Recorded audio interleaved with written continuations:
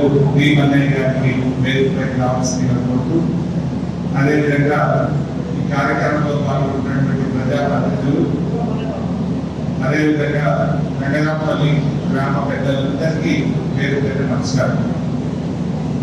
చాలా సంతోషం. మనం భిక్ష పెట్టుకోవాలంటే ప్రతి సంవత్సరం కూడా ఇక్కడికి వెళ్ళలేదు. ఈ మంచి భావన ఇవాళ నిర్మించుకొని ప్రారంభించుకోవడం ఈ సందర్భంగా మీ అందరికీ శుభాకాంక్షలు. ఈ భవన నిర్మాణానికి సహకరించిన దాతలందరికీ కూడా నా హృదయపూర్వక ధన్యవాదాలు తెలియజేస్తాను. హనుమాన్ దీక్షకు పెట్టింది పేరు మన సిద్దిపేట. ఈ దేశంలోనే అత్యధిక హనుమాన్ దీక్షా పనులు ఎక్కడుంటారు అంటే మన సిద్దిపేటలో ఉంటారు. ఈ దీక్షకు భిక్ష కార్యక్రమాన్ని కూడా మొట్టమొదటి ప్రారంభం చేసింది మన సిద్దిపేటలో. రావి చెట్టు హనుమాన్ దగ్గర 41 రోజులు నిత్య భిక్ష పెట్టే కార్యక్రమం జరుగుతాం. గణేష్ నగర్ లో కూడా హనుమాన్ టెంపుల్ దగ్గర 21 రోజులు భిక్ష పెట్టేటువంటి కార్యక్రమం జరుగుతాం. పంచగూడ హనుమాన్ టెంపుల్ దగ్గర కూడా 21 రోజులు భిక్ష పెట్టే కార్యక్రమం జరుగుతా ఉంది.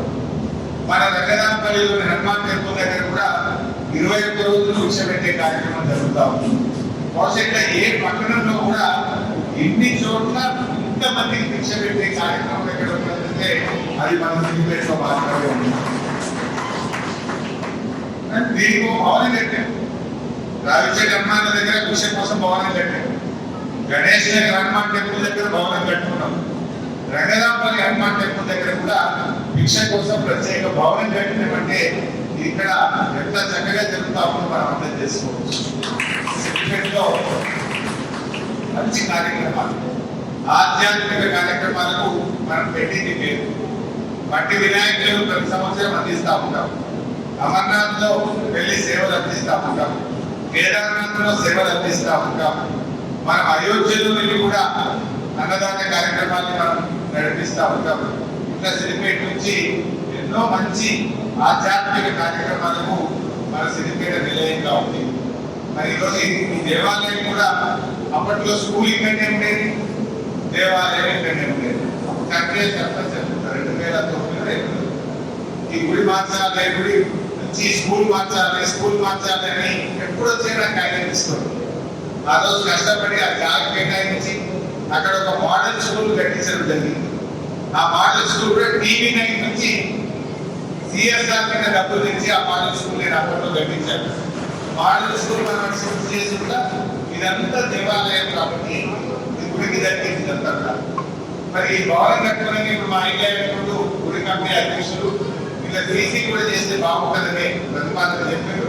తప్పకుండా ఈ దేవాలయం ప్రాంగణంతా కూడా తీసి ఎందుకంటే మనకి దసరా సందర్భంలో కూడా వేలాది మంది భక్తులు ఇక్కడికి వస్తూ ఉంటారు. అదేవిధంగా ఇక్కడ చాలా మంది భక్తులు దీక్ష కూడా తీసుకుంటున్నారు కనుక అందరికీ కూడా సౌకర్యంగా ఉంటుంది కనుక తప్పకుండా దేవాలయం ప్రాంగణం ఒక్క చెట్టు కూడా తీయకుండా తీసి చేసే కార్యక్రమం కూడా త్వరలోనే చేసుకుంటాం. మరి ఈరోజు ఈ భవనం ఏర్పడడం చాలా చాలా సంతోషం. దాతలందరికీ నా ధన్యవాదాలు.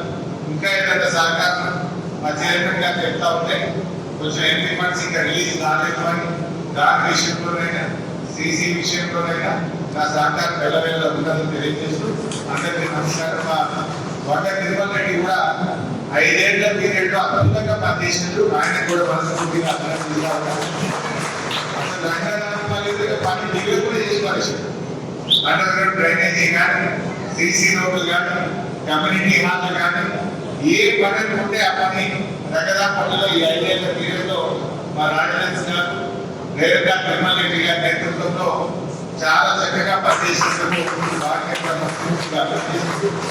ఇప్పుడే వచ్చిన శ్రీనివాస్ గౌడ్ ప్రత్యేకమైన స్వాగతం తెలియజేసి